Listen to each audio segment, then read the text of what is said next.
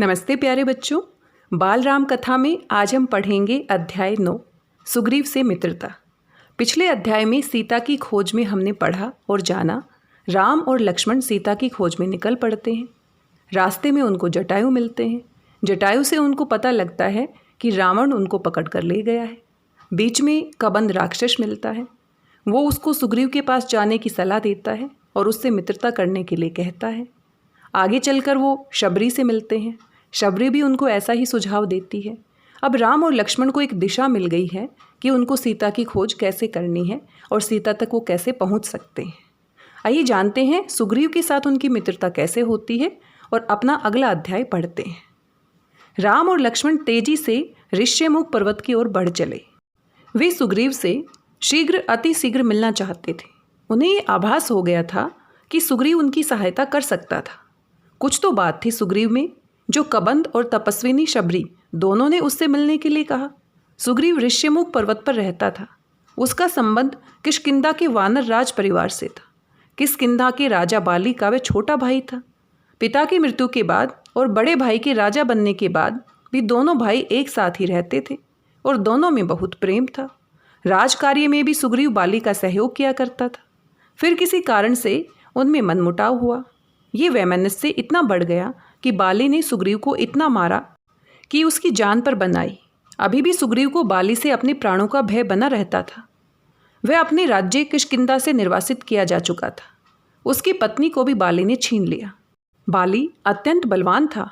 अपने समय के योद्धाओं में वह अग्रणी था। सुग्रीव किष्किंधा से बाहर ऋष्यमुख पर रहते हुए भी निश्चिंत नहीं था। उसे यहाँ भी इस बात का डर लगा रहता था कि कहीं बाली उस पर आक्रमण न कर दे। उसके प्रमुख सहयोगी हनुमान और उसकी वानर सेना के सहयोगी उसके साथ ही रहते थे और उसकी सुरक्षा करते थे। सुग्रीव ने पहाड़ी पर से देखा कि दो युवक ऊपर की ओर चले आ रहे हैं। दोनों योद्धा प्रतीत होते हैं और दोनों के हाथ में धनुष और पीठ पर तुनीर है। वह भयभीत हो गया।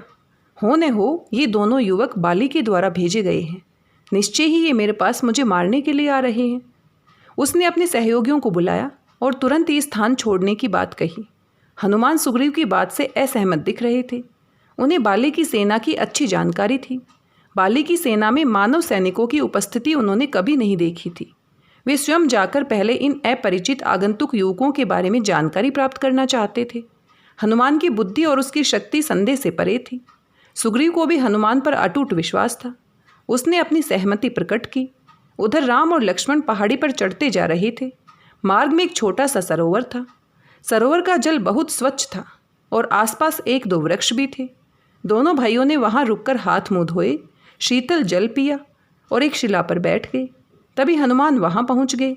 उन्होंने अपना वेश बदला हुआ था और वे एक ब्राह्मण के रूप में थे। उन्होंने दोनों युवकों को प्रणाम किया और उनसे उनका परिचय पूछा। उन्होंने पूछा कि आप वनवासी मुनियों के रूप में हैं, परंतु आपका संबंध किसी राज परिवार से प्रतीत होता है। आप लोग कौन हैं और इस प्रकार वन में भटकते फिरने का क्या कारण है? राम ने कहा, हम यहाँ सुग्रीव से मिलने आए हैं। हमें कबंध नामक राक्षस और मतंग ऋषि की शिष्या तपस्विनी शबरी ने उनसे मिलने की सलाह दी है। हम अयोध्या के राजकुमार हैं और ये लक्ष्मण मेरा छोटा भाई है। हमारे साथ हमारी पत्नी सीता भी थी, परंतु रावण ने उसका अपहरण कर लिया है। मुझे ऐसा बताया गया है कि सुग्रीव हमारी सहायता कर सकते हैं। हनुमान अपने स्वाभाविक वेश में आ गए। उन्होंने कहा, मैं सुग्रीव का सेवक हूँ। मेरा नाम हनुमान है। मुझे सुग्रीव ने ही भेजा है। वह आपके बारे में जानना चाहता था, लेकिन वह आपसे भयभीत महसूस कर रहा था। आइए मैं आपको अपने साथ ले चलता हूँ। हनुमान ने अनुमान लगाया कि राम, लक्ष्मण और सुग्रीव अच्छे मित्र हो सकते हैं। दोनों की परिस्थितियाँ कितनी समान हैं। दोनों के पिता की मृत्यु हो चुकी है। दोनों ही अपने राज्य से निष्कासित जीवन व्यतीत कर रहे हैं। राम की पत्नी को रावण चुरा कर ले गया है, तो सुग्रीव की पत्नी को उसके ही बड़े भाई बाली ने छीन लिया है। हनुमान ने राम और लक्ष्मण को अपने कंधों पर बिठाया और सुग्रीव से मिलाने के लिए उड़ चले। सुग्रीव के पास जाकर उन्होंने एक दूसरे का परिचय कराया और अग्नि को साक्षी बनाकर दोनों के बीच मित्रता का संबंध स्थापित करा दिया। दोनों ने एक दूसरे के सुख दुख में साथ देने का वचन दिया। राम ने सुग्रीव को बताया कि किस प्रकार सीता को लंकापति रावण ले गया है। उन्होंने जटायु से प्राप्त जानकारी के आधार पर बताया कि संभवतः रावण सीता को वायु मार्ग से दक्षिण पश्चिम दिशा की ओर ले गया है। ये सुनते ही सुग्रीव को जैसे कुछ याद आया। उसने भी तो एक स्त्री को एक राक्षस के चंगुल में फंसे हुए देखा था। वह राक्षस उसे आकाश मार्ग से ही तो ले जा रहा था। वह अत्यंत करुण स्वर में विलाप कर रही थी। हम वानरों को वहां बैठे हुए देखकर उसने अपने कुछ आभूषण भी नीचे फेंके थे। सुग्रीव ने वे आभूषण लाकर राम को दिखाए। राम और लक्ष्मण ने उन्हें पहचान लिया। वे सीता के ही आभूषण थे। आभूषण देखकर राम के हृदय में सीता वियोग की पीड़ा और बलवती हो गई। वे स्वयं को इस बात के लिए धिक्कारने लगे कि वे सीता को बचा क्यों नहीं पाए। सुग्रीव ने राम को सांत्वना दी। उन्होंने राम को आश्वस्त करते हुए कहा, मित्र, आप चिंतित न हो, सीता अवश्य मिलेगी और मेरी ये वानर सेना उनको ढूंढने में आपकी सहायता करेगी। आप शोक का त्याग करें, रावण को उसके किए का दंड अवश्य मिलेगा। राम ने सुग्रीव से पूछा कि वह क्यों यहाँ रह रहा है। सुग्रीव ने अपनी सारी कहानी राम को बताई। उसने बताया कि बाली अत्यंत शक्तिशाली है और उसने मेरा वध करने का भी प्रयास किया। अभी भी वह मुझे मारने की योजना बनाता रहता है। उसने न केवल मुझे राज्य से निष्कासित किया, बल्कि मेरी पत्नी को भी मुझसे छीन लिया। संकट की इस घड़ी में मुझे अपनी सहयोगी नल और नील तथा महाबली हनुमान का ही सहारा रहा है। मित्र, मुझे भी आपकी सहायता की आवश्यकता है। राम ने भी अपने मित्र को भरोसा दिलाया कि उसका राज्य और उसकी पत्नी उसे अवश्य मिल जाएंगे। बाली की पराजय होगी और किष्किंधा का राज्य सुग्रीव को ही मिलेगा। राम की इस बात पर हनुमान को तो विश्वास हो गया। उन्हें राम के बल का अनुमान हो गया था, परंतु सुग्रीव के मन में शंका थी। उसने राम से कहा, राम, बाली अत्यंत बली है। उसने कभी पराजय का स्वाद नहीं चखा। उसके अंदर इतना बल है कि वे एक साथ साल के इन 7 वृक्षों को बुरी तरह झकझोर सकता है। राम ने कोई उत्तर नहीं दिया। उन्होंने मुस्कुराकर अपने धनुष पर एक बाण चढ़ाया और साल के उन 7 वृक्षों को एक ही बारी में काट दिया। अब सुग्रीव को भी राम की शक्ति पर विश्वास हो गया था। राम ने सुग्रीव को पुनः आश्वस्त करते हुए कहा, मित्र, बाली से भयभीत होने की आवश्यकता नहीं है। तुम जाओ और उसे युद्ध करने की चुनौती दो। तुम्हारी सहायता के लिए मैं हूँ। हमारी विजय होगी। बाली की मृत्यु मेरे हाथों होगी। किष्किंधा का राज्य तुम्हारा होगा और तुम्हें तुम्हारी पत्नी भी मिल जाएगी। सुग्रीव को राम की शक्ति का परिचय मिल चुका था, परंतु बाली से युद्ध करने की बात सोचकर ही वह भयभीत हो रहा था। बाली से युद्ध करके उसे पराजित करना ये सुग्रीव के लिए लगभग असंभव था। राम की बात सुनकर वह चुप रह गया। राम ने पुनः आश्वस्त करते हुए कहा, मित्र, चिंता मत करो। मैं तुम दोनों के द्वंद्व युद्ध को इस पेड़ की ओट से देखूंगा। तुम्हें संकट में पड़ते देखकर मैं बाली पर अपने बाण से प्रहार करूंगा। सुग्रीव ने इस योजना को स्वीकार कर लिया तथा राम, लक्ष्मण और हनुमान के साथ वह किष्किंधा की ओर चल दिया। राम, लक्ष्मण और हनुमान कुछ पहले ही छिप गए और सुग्रीव ने जाकर बाली को द्वंद्व युद्ध के लिए ललकारा। बाली सुग्रीव की ललकार सुनकर क्रोध से भर उठा। उसे इस बात पर आश्चर्य भी हुआ कि उससे डरकर इधर उधर छिपने वाला सुग्रीव आज स्वयं उसे ललकार रहा है। बाली ने मन ही मन सोचा कि अच्छा है, आज वे स्वयं उसके सामने आ गया। आज उसे जीवित नहीं छोड़ेगा। दोनों वानर आपस में भिड़ गए। भीषण द्वंद्व युद्ध हो रहा था। बाली की शक्ति के सामने सुग्रीव हल्का पड़ रहा था। राम धनुष पर तीर का संधान किए देख रहे थे, परंतु उन्होंने तीर नहीं चलाया। ऐसा लग रहा था कि बाली सुग्रीव को मार ही डालेगा। पेड़ की ओट में खड़े राम सब देख रहे थे। अंततः जब सुग्रीव को लगा कि वह अब बाली के हाथों मरने ही वाला है, तब वह किसी तरह जान बचाकर भाग निकला। वहां से भागकर वह सीधा ऋष्यमुख पर्वत पर ही आकर रुका। राम, लक्ष्मण और हनुमान भी लौट आए। सुग्रीव क्रोध, अपमान और पीड़ा से भरा हुआ था। राम ने उसे मरवाने में कोई कसर नहीं छोड़ी। यदि वह बचकर नहीं भागता तो आज बाली ने उसका वध ही कर दिया होता। उसे समझ में नहीं आ रहा था कि राम ने ऐसा क्यों किया। उन्होंने वचन दिया था कि वे बाली को मार देंगे, परंतु फिर भी वे मूक दर्शक बने रहे। उसने क्रोध में भरकर राम को संबोधित करते हुए कहा, आपने मेरे साथ छल किया है। क्यों किया आपने ऐसा? यदि मैं जान बचाकर नहीं भागता तो बाली ने मुझे मार ही दिया होता आज। क्या यही है आपकी मित्रता? राम ने सुग्रीव के सामने अपनी समस्या रखी। उन्होंने कहा, मित्र, तुम्हारा चेहरा और तुम्हारे भाई का चेहरा बहुत मिलता जुलता है, लगभग एक जैसा है। जब तुम दोनों मल्ल युद्ध कर रहे थे तो मुझे तुम्हें पहचानने में कठिनाई हो रही थी। मुझे ये भय था कि कहीं ऐसा न हो कि मेरा चलाया हुआ तीर गलती से मेरे मित्र को ही लग जाए। हे मित्र, यही कारण है कि मैंने तीर नहीं चलाया। लक्ष्मण ने सुग्रीव को फिर से जाने और युद्ध करने के लिए तैयार किया। राम ने कहा, मित्र, अब मैंने तुम्हारा और तुम्हारे भाई बाली का चेहरा अच्छी तरह से देख लिया है। अब भ्रम की गुंजाइश नहीं है। इस बार बाली नहीं बचेगा। सुग्रीव डरा हुआ था, परंतु राम की बात सुनकर वह फिर से बाली से युद्ध करने के लिए तैयार हो गया। उसने पुनः जाकर बाली को ललकारा। बाली अपनी पत्नी तारा के पास था। सुग्रीव की ललकार सुनकर वह चौंक गया। उसे आश्चर्य हुआ कि जो बड़ी मुश्किल से अपनी जान बचाकर भागा था वह फिर से उसे ललकार रहा है।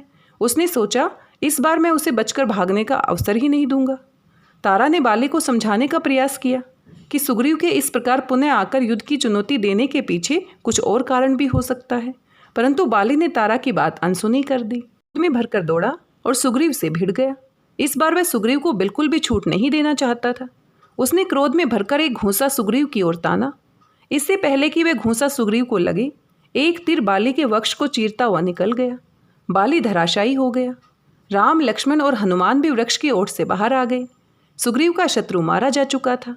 किष्किंधा का राज्य अब सुग्रीव का था। सुग्रीव की राज तिलक की तैयारियां आरंभ हुई। सुग्रीव को राज्य प्राप्त हुआ। बाली के पुत्र अंगद को युवराज का पद दिया गया। राम ने सुग्रीव को वानरराज कहकर संबोधित किया। किष्किंधा में भव्य उत्सव का आयोजन हुआ। सुग्रीव ने राम से भी उत्सव में सम्मिलित होने और किष्किंधा में कुछ समय बिताने का अनुरोध किया, परंतु राम ने सुग्रीव के अनुरोध को विनम्रतापूर्वक मना कर दिया। वे अपने पिता के वचन से बंधे हुए थे। 14 वर्ष की अवधि पूरी होने के पहले उन्हें वन में ही निवास करना था। वे किसी नगर में नहीं जा सकते थे। सुग्रीव के राज्य संभालने के बाद राम किष्किंधा में वापस लौट आए। वर्षा ऋतु आरंभ हो चुकी थी। ऐसे में सीता की खोज का अभियान कुछ समय के लिए स्थगित करना पड़ा।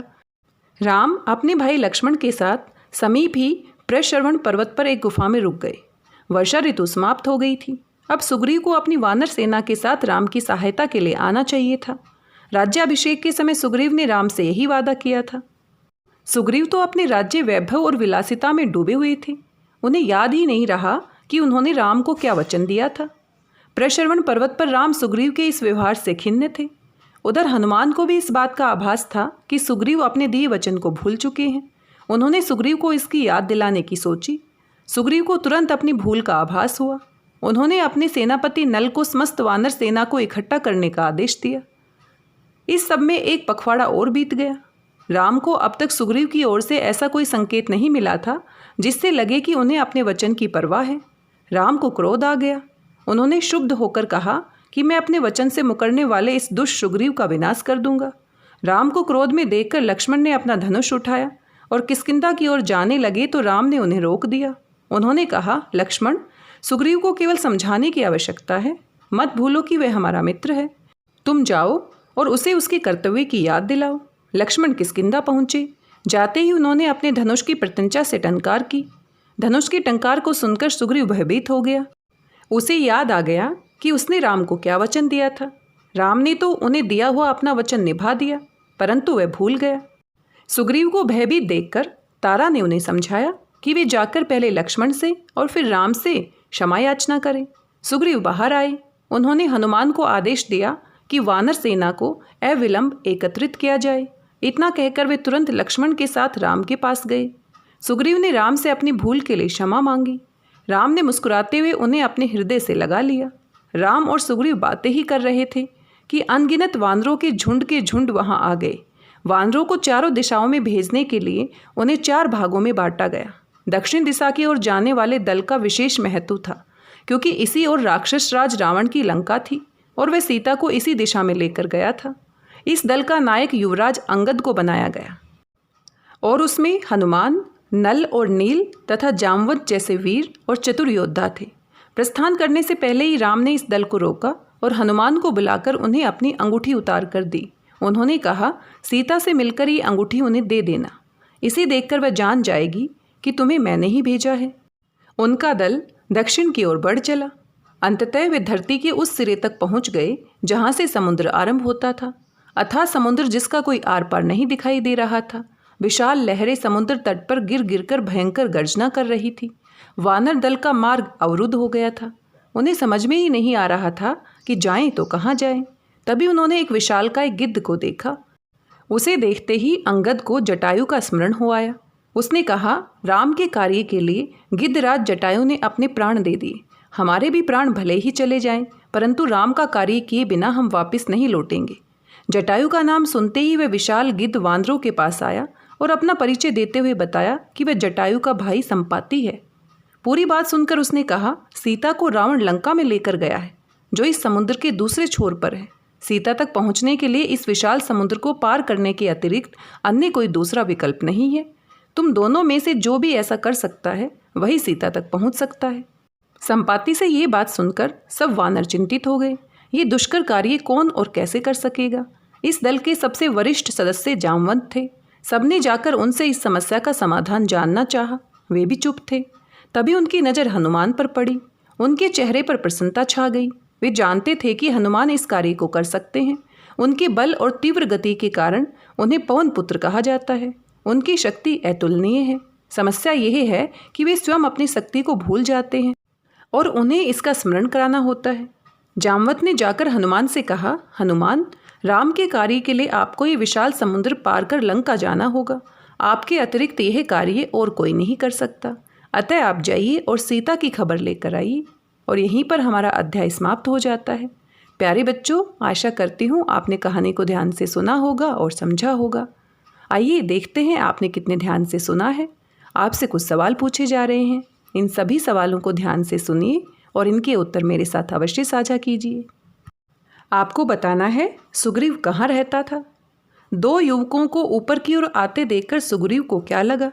सुग्रीव को क्यों लगा कि राम और सुग्रीव अच्छे मित्र हो सकते हैं?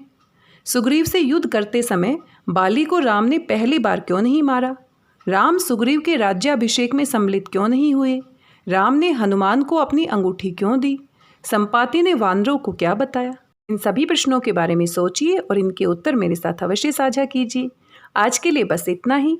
मिलते हैं अगले अध्याय के साथ और हम देखेंगे हनुमान लंका में जाकर क्या करते हैं और किस तरह से पूरी लंका को वो जला देते हैं।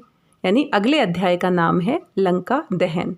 लंका को हनुमान जी कैसे जलाते हैं, क्या वो सीता से मिलते हैं या नहीं मिल पाते हैं, ये सारी कहानी जानने के लिए इसके अगले भाग को पढ़ना आवश्यक है। इसलिए मिलते हैं अगले वीडियो में अगले अध्याय के साथ। तब तक स्वस्थ रहिए, व्यस्त रहिए, मस्त रहिए और खुश होकर पढ़ते रहिए। मेरी भाषा हिंदी भाषा परिवार के साथ जुड़ने के लिए आप सभी प्यारे बच्चों का धन्यवाद, बहुत बहुत धन्यवाद।